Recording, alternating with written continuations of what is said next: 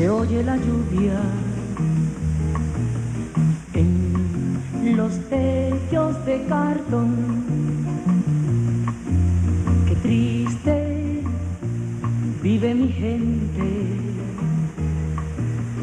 en las casas de cartón.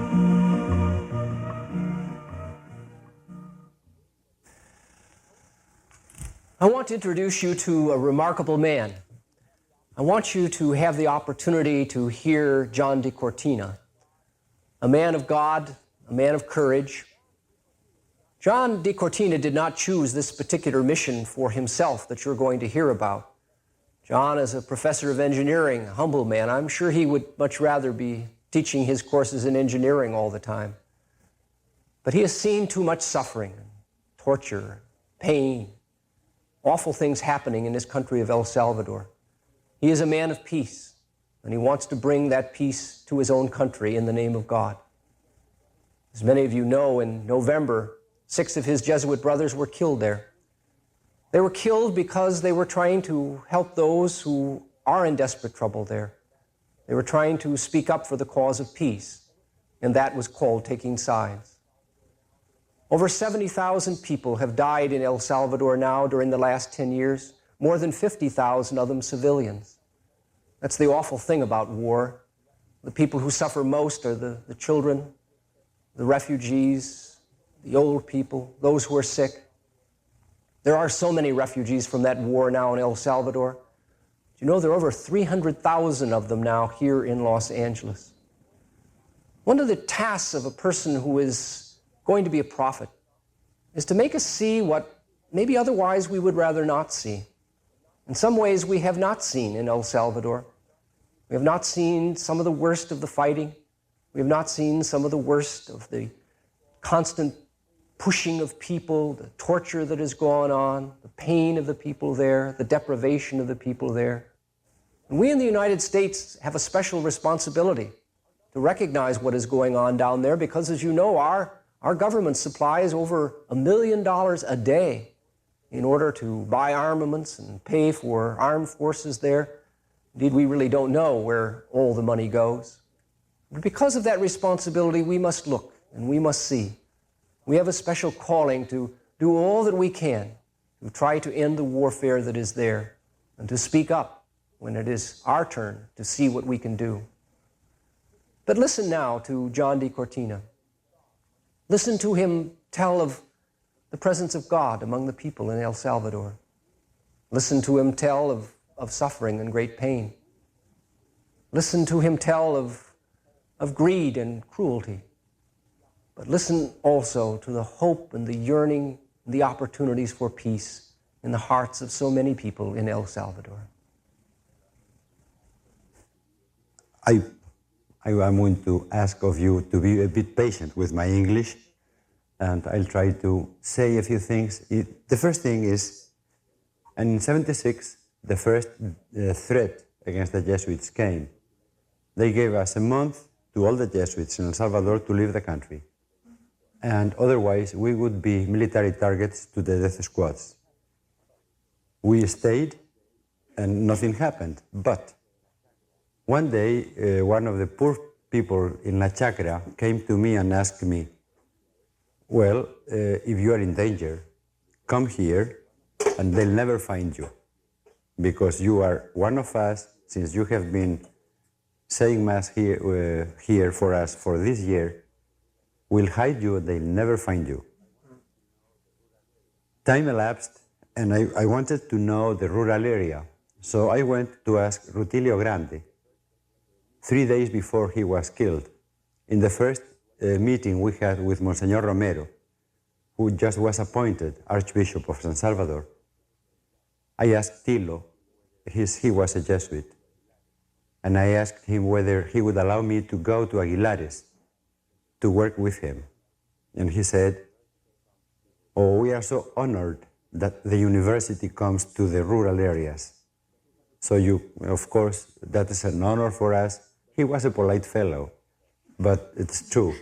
But he also wanted that maybe some of us who were at the university would be more in touch with the rural area people. 3 days afterwards, they killed Rutilio. And I am learning really what to be Christian means and what to live as a Christian person means. The Jesuits, they were convinced of that too, the ones that got killed. And if you ask their enemies who they were, they will say that they were communists or Marxists or atheists. Some of them, in some occasions, they called the Jesuits liberationists, without realizing that liberation is a sacred word in Scripture. And by calling them liberationists, they were actually praising them. But they wanted to eliminate them, really. And my brother Jesuits, our brother Jesuits, were neither communists nor front of the FMLN. They were people of deep faith and a great commitment with the poor, with the oppressed of our country. And they gave up their life for the poor and oppressed, for speaking up for the poor, for being the voice of the voiceless, of all of those who cannot speak by themselves, and ask that a bit more justice be done with all the people. I would say that, and I don't know how I'll be able to explain this, I hope that I can make myself understood. If we are going to see for who was responsible of the death of the Jesuits, I don't think we have to find that responsibility in the cruelty of one or two people or in the cruelty of a group of persons. For me, it was a structural necessity to eliminate the Jesuits. And it was a structural necessity because they dared to touch the idols of death, and idols of death as contraposed to a God of life. They dared to touch the idols of death when they told the truth of our country. The idols of death, we can say that they are historical realities, that they present themselves as divinities, with all the characteristics of the divinity, that they are untouchable, absolute. They demand worship, although they dehumanize their worshippers. But most of all, they demand blood. Like all the idols, they demand always blood. Monsignor Romero, when he pointed out these idols of death, said that they could be the wealth, to make the capital an absolute, and the doctrine of the national security. Well, the Jesuits, they dared to touch these idols. And the answer of the idol was to eliminate them. And they touched the idols when they spoke the truth of the country. When they spoke about the situation of injustice people have to live in, the oppression. When they spoke about the houses you saw, or about the not having doctors for the communities, or medicines for the communities, or when they spoke about the way in which many people were held in jail without a trial, or when they spoke about the tortures, when they spoke about the massacres in our country, and when they spoke about all those things, they touched the idols, and they were killed. We know that the Atlacat battalion, an elite battalion, trained by US advisors, they were the responsibles of the killing. They had finished a course 3 days before the killing. The course had been given by US advisors. We do not exactly know, and I cannot venture names because I do not have proofs. But we are certain that the order to kill the Jesuits came from above Coronel Benavides. And that structure that allows torturers, allows people that conform death squads that structure is wrong.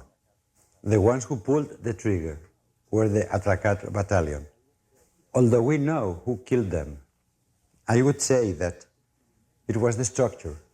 The fundamental issue remains, however, access to land.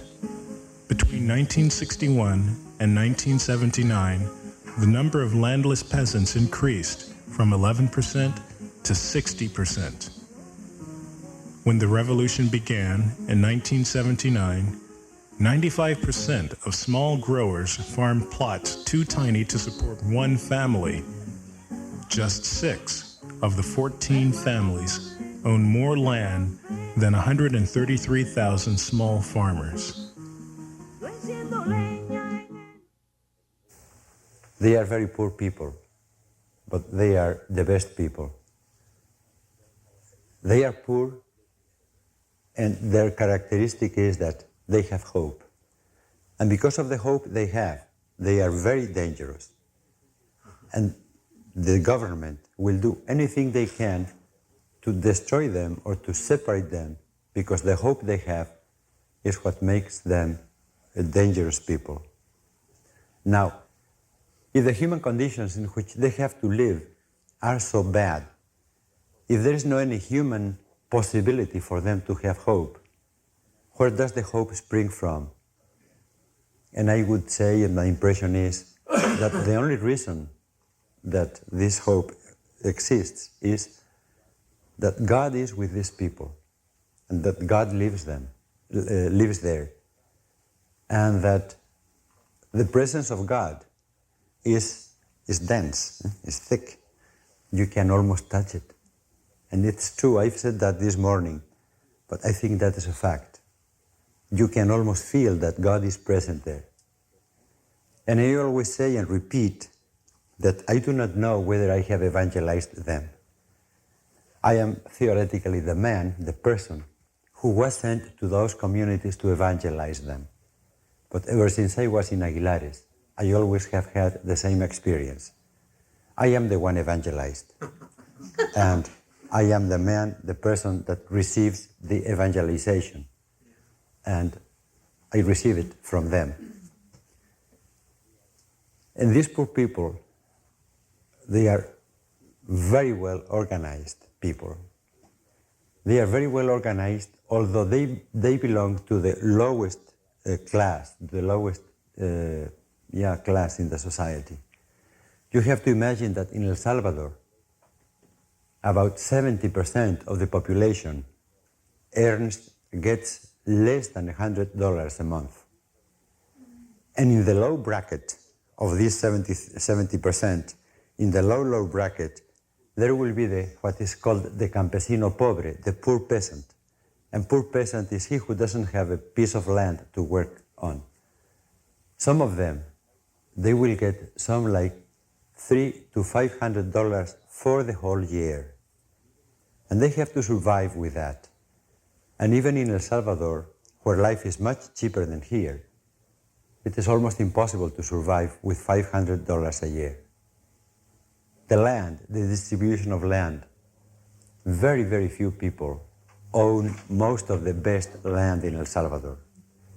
About 1%, 3% of the population, they have almost 60% of the workable land. So this type of society, before I talked about justice, about the structure being wrong, well, this type of structure that has that proportion of distribution of land, that society is wrong. They work 3 days a week in communal basis, 3 days a week on private or family basis. The communal basis, whatever is produced belongs to the community, and those who work have a share in the product. But part of the product goes to the ones that cannot work. Elderly people, widows that do not have a possibility of going to work because of their children. And also for those who cannot work, like the teachers, because we have a school, and although we do not have teachers because they wouldn't give them to us, the government, they will not give us teachers. we have what we call the maestros populares, the popular teachers. And the popular teachers, what they do is, the highest educated teacher we have has 6th grade. And he will teach to the ones in 5th grade, the 5th graders to the ones in 4th, and so down along the line. And although we do not have a good standard, in 1.5 years, our children learn how to read and write. Over here will be in 1 year, maybe in 1 semester. It takes us almost 2 years. But they learn how to read and write. And in the following years, they practice. And at the end, they know a few things. They even can divide, and do little things like that. Women like Anna. She is from St. Louis. She's a wonderful woman. She's a doctor. She worked at St. Louis University Hospital and taught at St. Louis University Medical School. And she has to keep healthy about 10,000 people. She is the only doctor there for about 10,000 people, plus the ones that come from Honduras. She goes, her bag, the one she carries, it's extremely heavy. And you can get out of that bag almost anything. And with that bag, she walks hours and hours uphill and downhill, 5, 6, 7, or 8 hours. If she has to see a patient, if she has to see a sick people. She is a wonderful woman. And by the way,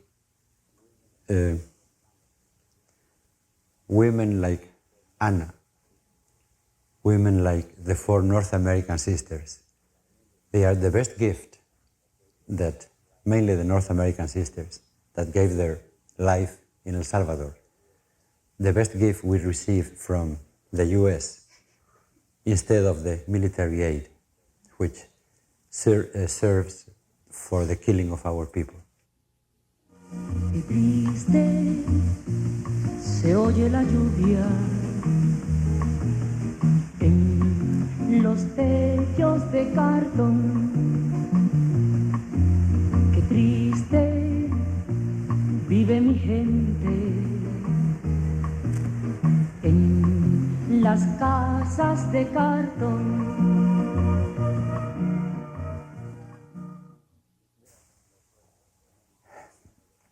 There are many more projects, some other things, like we have cows and chicken. 125 cows in Huarjila, and in Huarjila also 1,820 chicken. And they lay about 1,200 eggs a day. With that, we can give a bit of milk and 1 egg per person, twice a week, to the community. Plus, sometimes a third day is given milk and eggs. Otherwise, once a week, they can buy eggs or milk, and the rest of the days, if there is something left over, it is sold at the market in Chalatenango. We have a carpenter shop, a tailor shop, the school. The Mass is a feast, it's a real celebration of faith, of hope. We have a pastoral team that works in a very similar way as the council. We have a pastoral council, and we have representatives also. It's a very, very similar organization. They meet once a week. They prepare the Sunday Mass. And all those who work in pastoral, in the parish and in the next parish, which is Arcatao, where there are another 2 Jesuits, we get together once a month to share whatever we do in pastoral work, or to share our experiences, to prepare things to plan things for the next month, which is a very good, very, very, very good experience. Projects, we have many.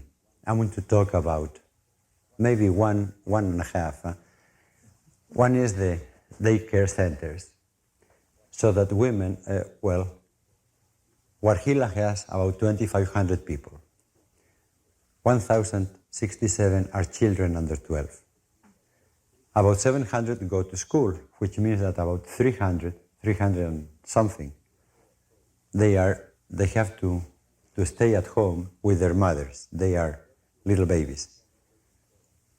If those children can be taken care of at the daycare center, those women can join the working groups in the community. So women will get more organized. They will participate more in the life of the community. So we want to have daycare centers all throughout in all the repopulations. And we also want to have, we need the money which will allow us to buy the seeds, the fertilizers for this coming season which is about to begin.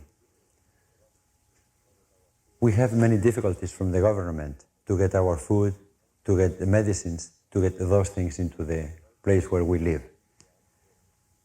Also, the army, the armed forces, they attack with any excuse, without excuse, to the civilian populations. The case of Corral de Piedra, where the helicopters, they fired about at least 15 rockets that hit one house in which there were people trying to cover themselves from the fire of the helicopters. 5 persons died, 17 got wounded. From the 5 dead people, 4 were children, under 12 too. The bombardment we had in San Jose Las Flores, they dropped in 2 days 20 bombs, 70 rockets, and they machine gunned in the population 3 or 4 times. If no one was wounded, because the houses got perforations, bullet perforations on the roofs, it's because the whole community went to the church, and all of them stayed in the church, with the danger that if they would have dropped a bomb in the church, it would have been the end of the repopulation. The whole community were there. Well, this type of people are the ones I have to work with, and they are magnificent ones. Some of you have gone to El Salvador. I would invite you to go. I think that it is good to see, because I'll never be able to express or to present the real way in which these people are. So please, if you have a chance to go, go. It's very good for us, because we share our experience with you, and you protect us. You protect us because, well, they do not want you people to see what happens. That's why they put so many difficulties on you, so that you cannot either get the visas to get in, like Felipe couldn't get a visa to get into this country. They do not want you to know what goes on there. If you go and see by yourselves what goes on, probably that, well, will make you a defender of people in El Salvador. So if you have a chance to go, go. And for everything you do for El Salvador, for your work, for your concern, for being here tonight, well, thank you, and God bless you.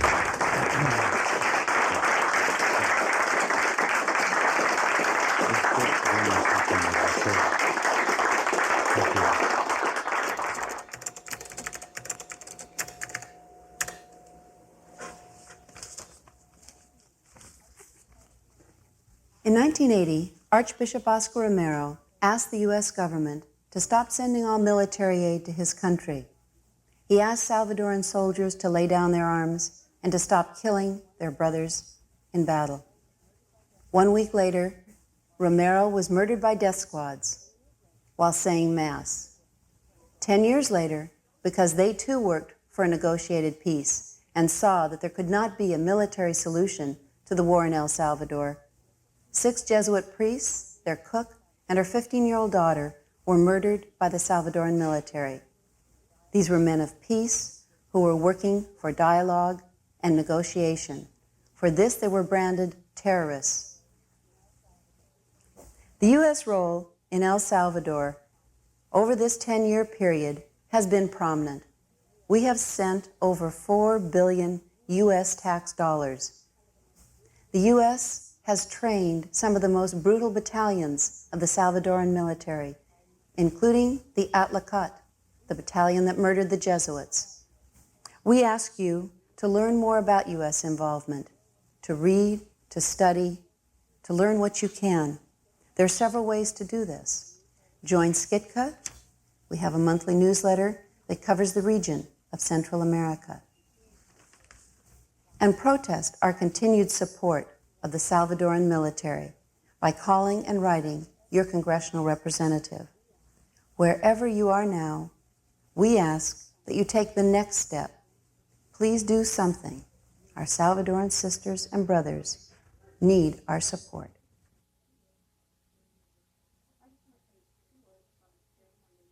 I just want to say a few words about the SHARE Foundation, which is sponsoring the tour of Father Cortina. SHARE was founded in '81 to respond to the needs of refugees in El Salvador, people who've been displaced by the war. It was in those early years in the '80s when a lot of refugees were coming here, and we were hearing the stories and programs were happening, but not much was known about what was going on there with the refugees. So we're founded in response to them and have always kept that focus. Our work is twofold. One is to do people-to-people work, to bring delegations to El Salvador. And another part of our program is sister congregations, matching up sister parishes here with the congregation down there, a long-term commitment to be a sister. And the second part is to raise humanitarian aid for projects that Father described, the projects of hope. We emphasize those that are about self-help, empowerment, and community development, but also during emergencies in November after the bombing where the kids were killed to help rebuild that community. So we respond to emergencies. My name is Carolina, and I am a Salvadoran living in the United States since 1984, now working with the Central American Refugee Committee, CRECEN. CRECEN works to defend refugee rights in the United States and to support our brothers and sisters in El Salvador. We work with the SHARE Foundation in promoting people-to-people projects. We assist in building the bridges between religious congregations in the United States and in El Salvador by establishing sister parish relationships. We organize accompaniment delegations to El Salvador and emergency response to human rights violations. We also raise desperately needed funds for development projects of the churches, repopulated, and displaced communities of El Salvador. You can help the people of El Salvador by participating in any of these projects. Please support development, reconstruction, and life for the people of El Salvador by sending your to the SHARE Foundation, P.O. Box 16, Cardinal Station, Washington, D.C.